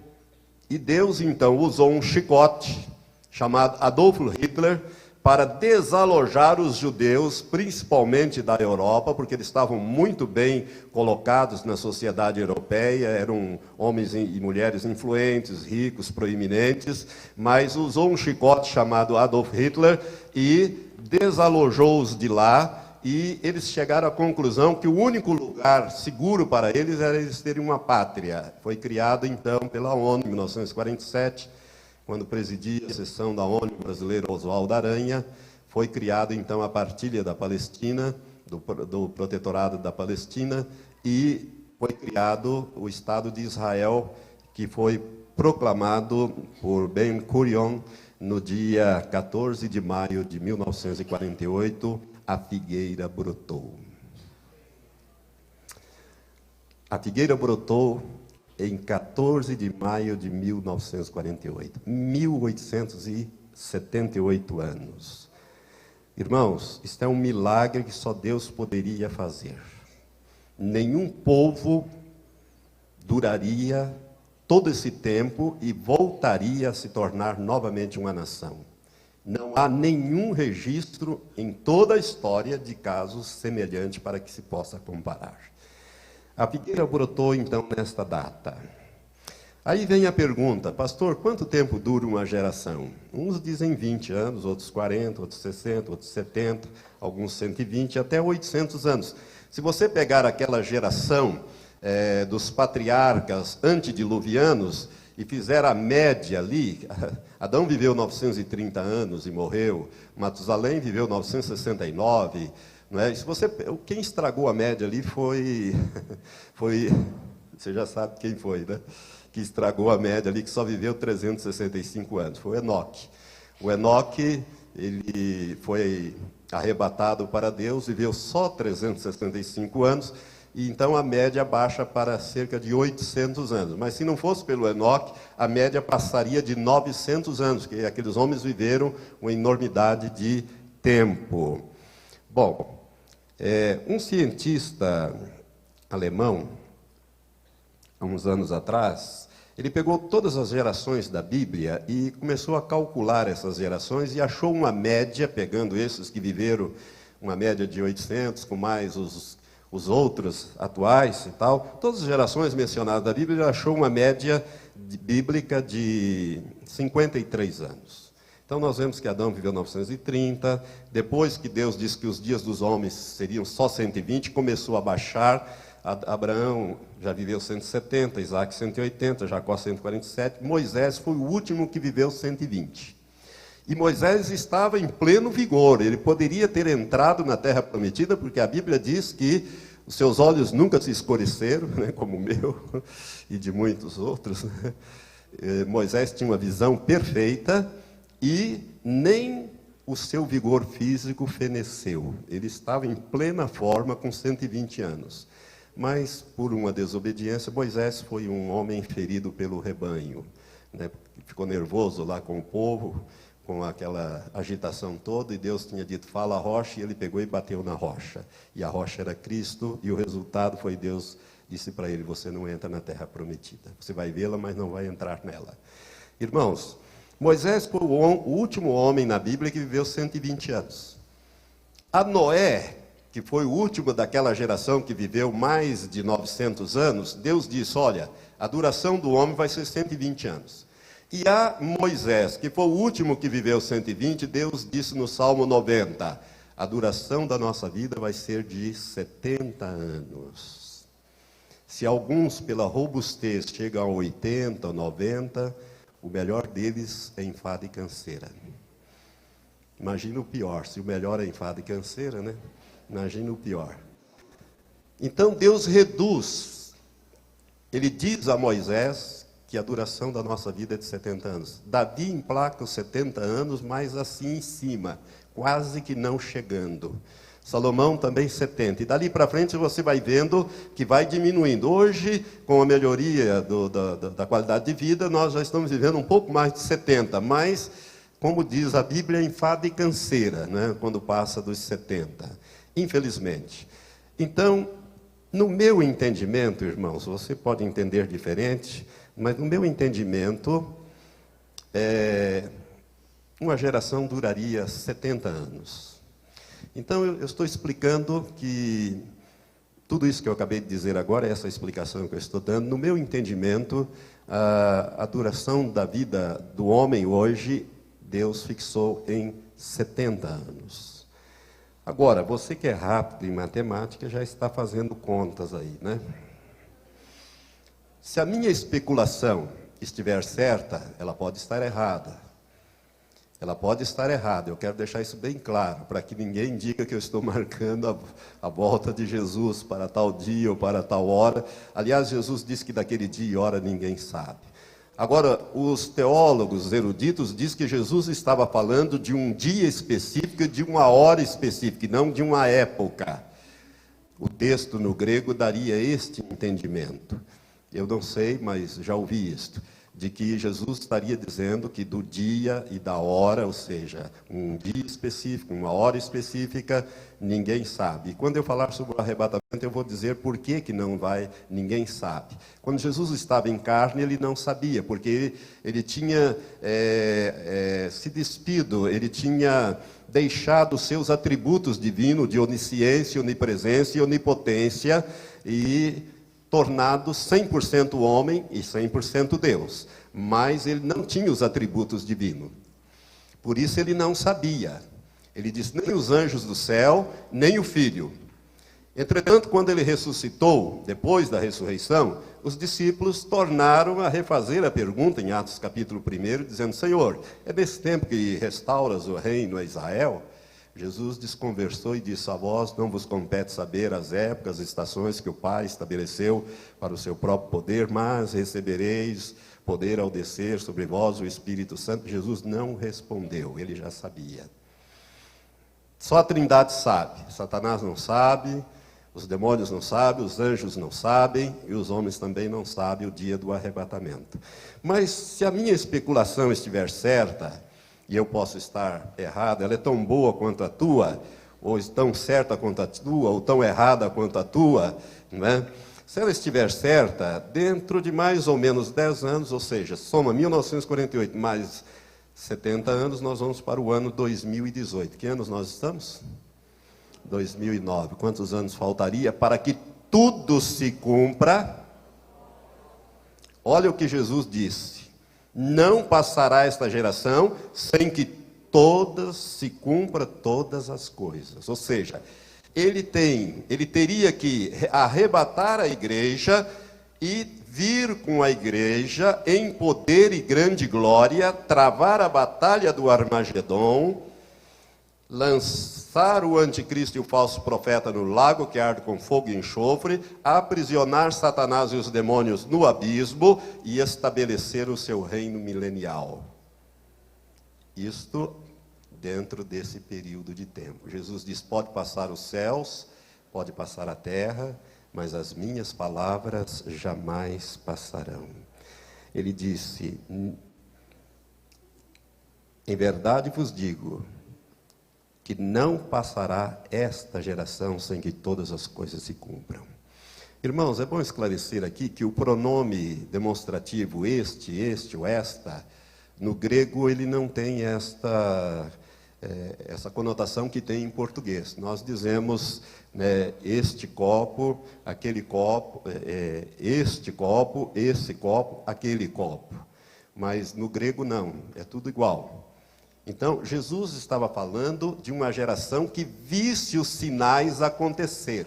Ele não estava falando para a geração que estava ouvindo-o, mas sim para a geração que visse todas estas coisas acontecerem. Por isso que os discípulos fizeram a pergunta: Senhor, quando é que o Senhor vai voltar? Jesus não tinha ido ainda. Eles já queriam saber quando é que Jesus iria voltar. Irmãos, esse sinal é tão importante porque até 1948 os estudiosos diziam, bom, Israel não vai voltar para a terra, quer dizer, como é que fica? Então substituíram Israel pela igreja. Essa substituição não é correta. Não é correta. Israel é o povo eleito de Deus, é o povo escolhido. Deus ama aquele povo e trata duramente com aquele povo, e Deus não se arrepende dos seus dons, a Bíblia diz isso, né? Mas Deus tem uma semana de anos para tratar com eles. E eles vão receber o Messias, o anticristo como Messias. Tudo isso está previsto dentro da Bíblia. Então, todas estas coisas estão para acontecer. Então, se Israel realmente é a figueira, e se uma geração dura em torno de 70 anos, poucos anos nos separam da implantação do reino de Deus aqui na terra. Quando nós vamos governar toda a terra. Porque a Bíblia diz em Apocalipse 5 que ele comprou homens de todas as tribos, língua, povos e nações, homens e mulheres, e os fez reis e sacerdotes, e eles reinarão sobre a terra. Nós vamos aprender a governar aqui durante 1000 anos, para depois governarmos todo o reino de Deus, todo o universo. Irmãos, Deus não estava criando galáxias, sistemas, estrelas, né, que são bilhões e bilhões e bilhões, porque ele não tinha nada para fazer. Não. Deus sempre faz as coisas com um propósito. Deus não faz nada sem propósito. Tudo que Deus criou tem um propósito. Aliás, a Bíblia diz que Deus fez tudo para um fim, até o ímpio para o dia do mal. Sabia disso? Você riu, mas é verdade. Está escrito isso na Bíblia. Deus criou tudo para um fim, até mesmo o ímpio para o dia do mal. Eu não sei, mas essas coisas falam comigo, quiçá falem com você também. Para mim, este sinal é extremamente importante, porque nós estamos no limiar de grandes acontecimentos na face da terra. Jerusalém, meus irmãos, é o centro do conflito árabe-israelense, e ela está se tornando uma pedra pesada para todas as nações em redor. Por quê? Porque Israel tomou na Guerra dos 6 Dias, tomou da Jordânia a parte velha da cidade de Jerusalém, e a tomada da parte velha foi muito difícil. Moshe Dayan, ele não permitiu ao uso de tanques, nem morteiros, nem coisa, foi tomada homem a homem para não destruir as construções antigas. Foi uma tomada muito difícil, né? E para mim ele cometeu um erro fatal, deixou as mesquitas lá, né? Porque ali vai ter que ser reconstruído o templo, né? O templo vai ser reconstruído todo dentro desse período aí que nós estamos examinando agora aí de poucos anos. Mas Jerusalém hoje está se tornando uma pedra pesada para todas as nações. Israel anexou por lei Jerusalém e as colinas de Golã ao seu território. De todos os territórios que ele conquistou, só esses dois ele anexou. As colinas de Golã, por causa das nascentes do rio Jordão, que abastece o mar da Galileia, e são estratégicas na defesa contra a Síria, e a parte velha da cidade de Jerusalém, unificando Jerusalém, e proclamou Jerusalém, por lei, a capital eterna do Estado de Israel. Agora, a situação vai se complicando. vai se complicando. Por quê? Porque todos querem Jerusalém. Os judeus a têm por sua capital eterna. Os palestinos querem a parte velha, que Israel conquistou da Jordânia em 67, como a capital do futuro Estado palestino a ser criado. Eles não abrem mão da parte velha da cidade de Jerusalém. E o Papa, que está por lá esses dias, quer internacionalizar Jerusalém. Aliás, essa ideia não é só do Papa, é de muitos países, principalmente da Europa. Internacionalizar Jerusalém, tornar Jerusalém uma cidade aberta. Seria uma solução para estes problemas. E a Bíblia fala de que Jerusalém se torna uma pedra pesada para todas as nações. Se você ler em Zacarias, você vai ver no capítulo 14, o capítulo 12 e o capítulo 14, você vai ver que Deus fala que nos últimos dias Jerusalém se tornaria uma pedra pesada para todas as nações e que aqueles que tentassem erguê-la seriam feitos em pedaços e sobre quem ela caísse seria reduzida a pó. Então, o pomo da discórdia é Jerusalém. E o governo que acaba de assumir, liderado pelo primeiro-ministro Benjamin Netanyahu, ele não vai entregar Jerusalém. Pode ter certeza disso. Estamos terminando. Derramar do Espírito Santo. Esse é um dos sinais da volta de Jesus. Irmãos, Deus tem feito uma obra grandiosa nos países do terceiro mundo, principalmente, com o derramar do Espírito Santo na África. Não é? Quem acompanha o ministério daquele evangelista Reinhard Bonk, que é mencionado nesse DVD de Daniel Kchuko, que eu falo, aliás, é o ministério dele que editou esse DVD, Cristo para as Nações. Bonk tem sido usado para fazer campanhas evangelísticas na África com mais de 1 milhão de pessoas. Ele já teve campanha de mais de 1 milhão de convertidos com fichas. Irmãos, a última estatística que eu vi num livro, ele já tinha 49 milhões e 600 mil pessoas convertidas na África. Deus está usando poderosamente este homem. E Deus tem levantado, através da obra do Espírito, se você já viu aquelas fitas, DVDs sobre transformações, que você vê tanto aqui na América do Sul, na Colômbia, como também na África, você está vendo o que Deus está fazendo, que é o derramar do Espírito para esse tempo do fim. Avivando as igrejas, preparando as igrejas. Por quê? Porque a noiva precisa estar com as lâmpadas acesas e a reserva no Espírito Santo. E o óleo ali é o símbolo do Espírito Santo. Mas, para e passo com o derramar do Espírito Santo, ocorre também a apostasia. A apostasia é uma realidade bíblica, inclusive. O período da graça, irmãos, está acabando. E o derramar do Espírito Santo, então, visa preparar os santos para subir no arrebatamento. Por outro lado, tem acontecido muita apostasia. Eu tenho recorte de jornais, está aqui, eu não vou mostrar, para a gente ganhar tempo, mas pastoras, igrejas estão consagrando mulheres lésbicas como pastoras. Irmãos, em 1996, eu fui pregar em Boston, nos Estados Unidos, a convite de um parente nosso que morava lá. E fomos andar lá pela cidade, só nós dois, e ele estava me mostrando, esta igreja aqui tem 12 membros, é pastoreada por uma pastora lésbica. Aqueles templos enormes, porque começou o cristianismo nos Estados Unidos ali em Boston, ali é o berço do cristianismo evangélico ali.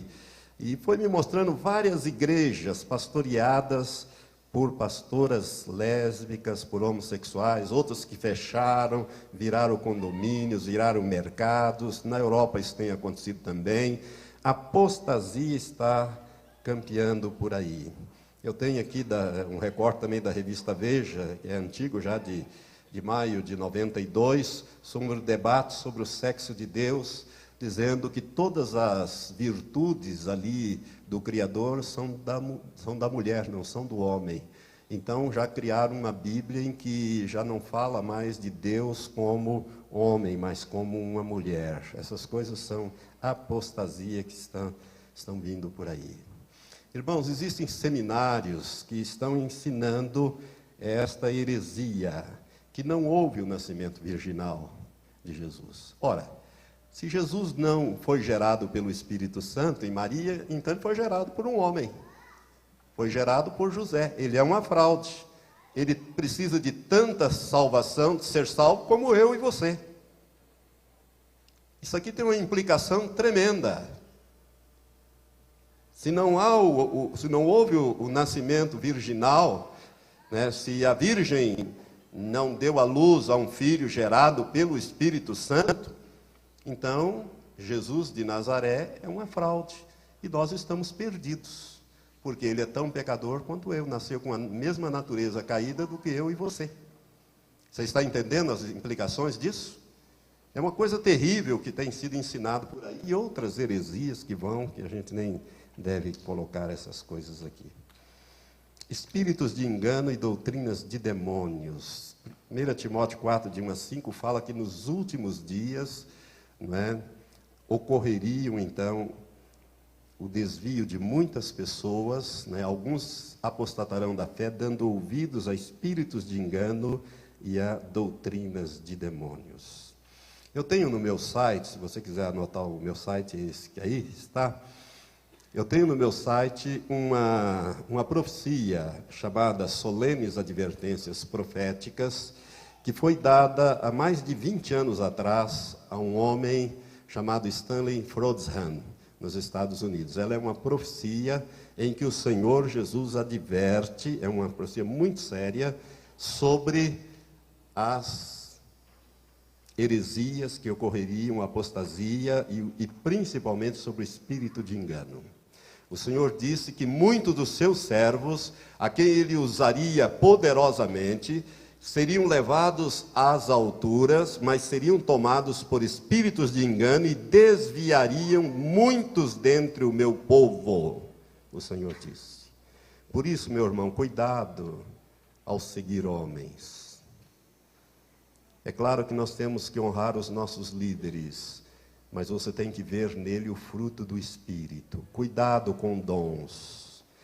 Porque Jesus disse em Mateus 7, quando ele fala dos falsos apóstolos, dos falsos profetas, em Mateus capítulo 7, ele diz que muitos viriam e diriam a ele: Senhor, Senhor, em teu nome não profetizamos? Em teu nome, presta bem atenção nisso, em teu nome não profetizamos? Em teu nome não expelimos os demônios? Em teu nome não operamos maravilhas? Irmãos, o dom de operação de maravilhas era o dom que Moisés tinha. É você ter alguém com o braço decepado, você orar e o braço crescer, a perna crescer. Isso é operar maravilhas, é muito mais do que curas e milagres.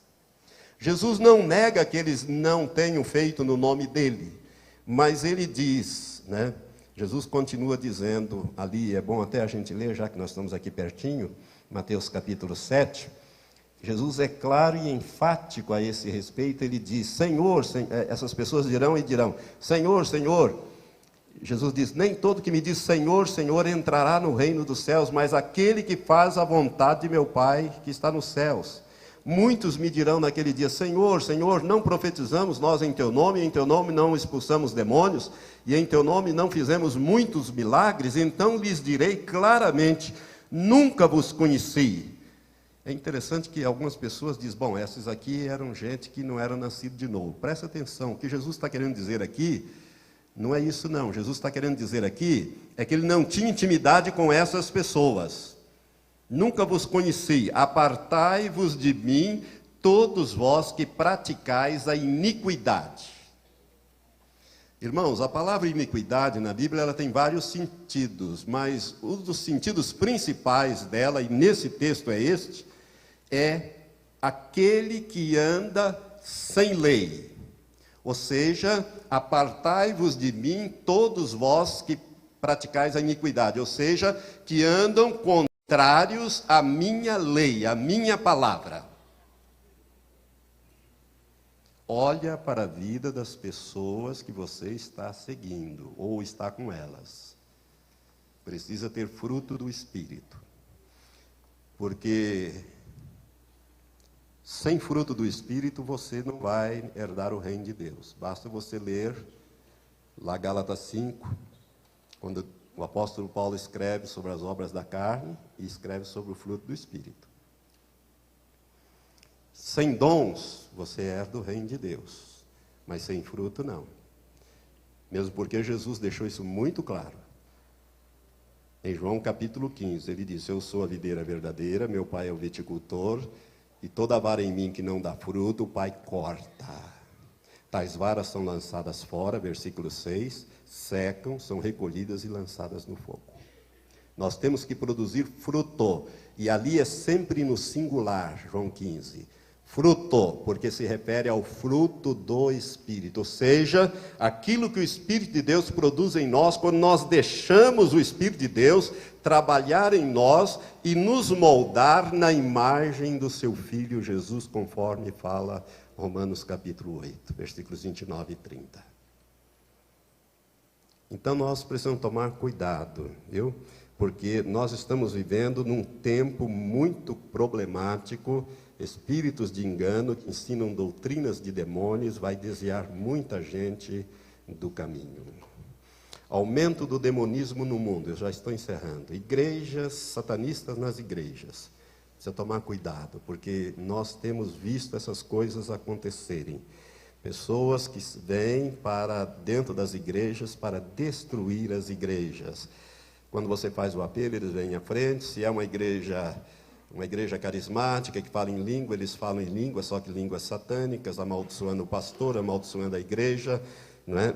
E procuram, são os melhores crentes, os melhores dizimistas, os mais fiéis, participam das reuniões de oração e levam em pouco tempo, eles destroem as reuniões de oração. O alvo é a reunião de oração e depois eles acabam destruindo a igreja, se não forem discernidos. Por isso, os pastores, mais do que nunca, precisam do dom de discernimento de espíritos.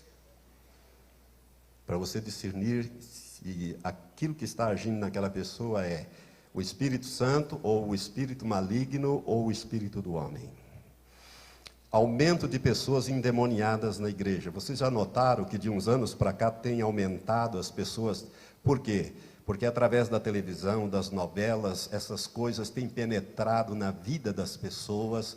As pessoas têm praticado esoterismo e têm, enfim, aberto portas através de práticas como a yoga, como relaxamento mental, como tantas as práticas do hinduísmo. E o resultado são pessoas endemoniadas dentro da igreja. Quando você ora uma oração de autoridade, começa a cair gente e você precisa expulsar demônios. Isso tudo é sinal dos últimos dias. E não sei se você já ouviu falar de pessoas que pegam fogo de dentro para fora. Combustão espontânea.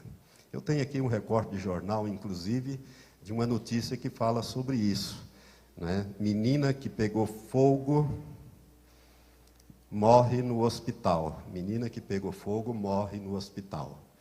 Né? Ela pegou fogo de dentro para fora. Irmãos, esses casos têm sido inclusive estudados por cientistas que não conseguem chegar a uma conclusão.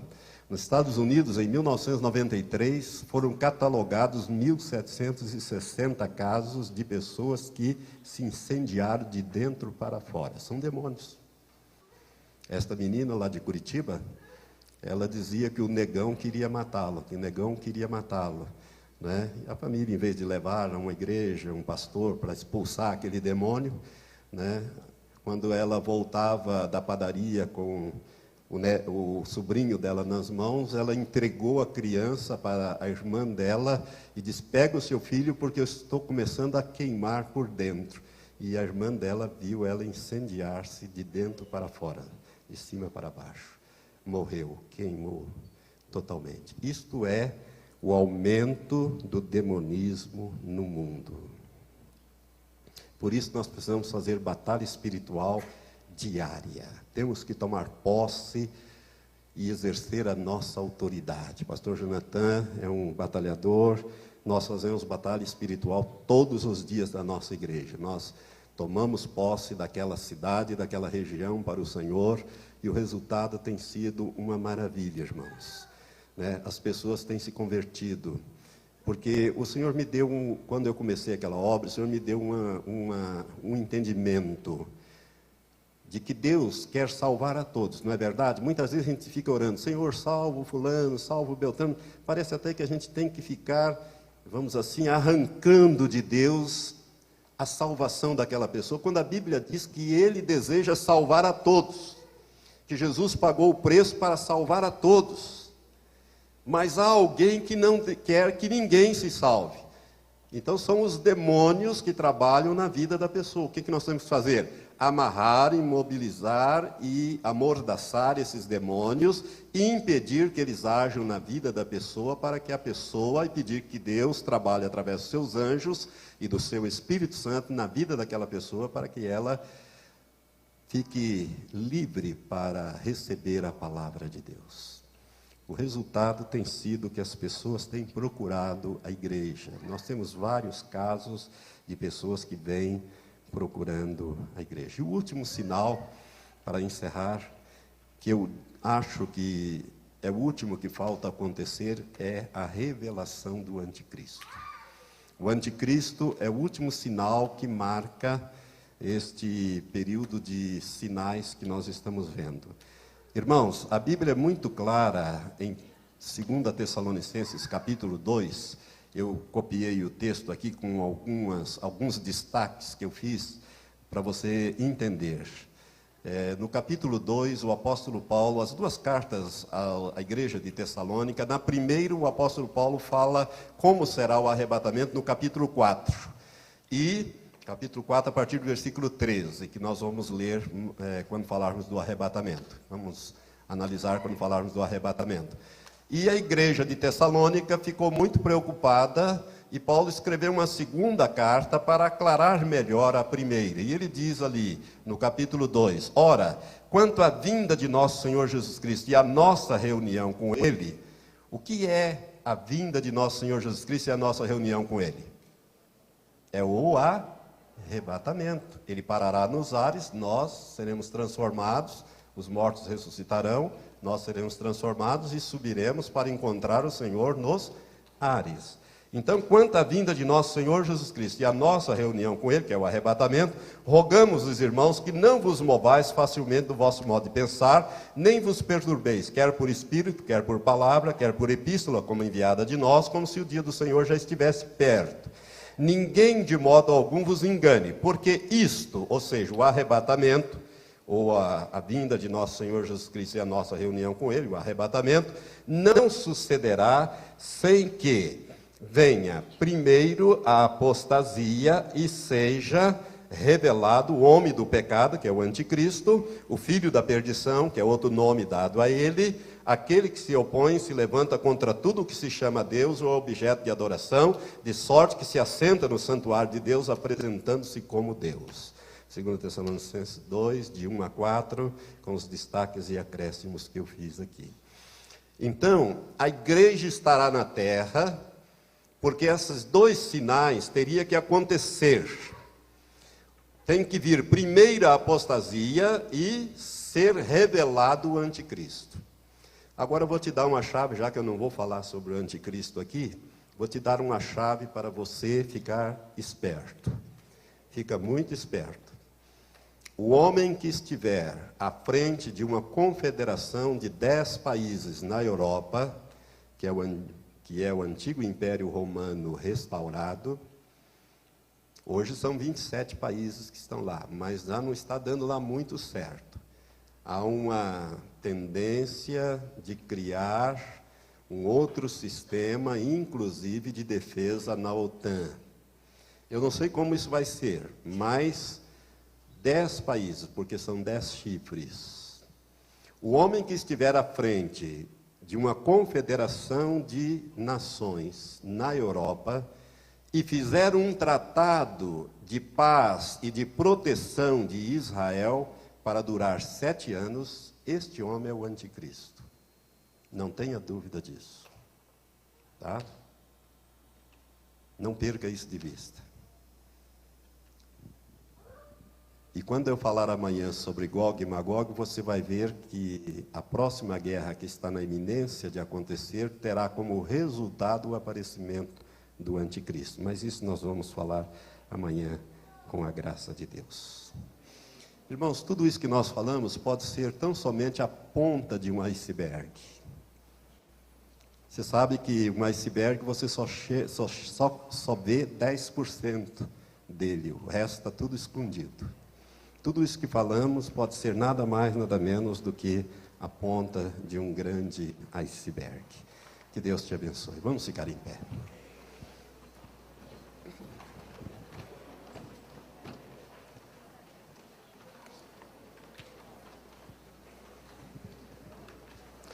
Levante as suas mãos para os céus.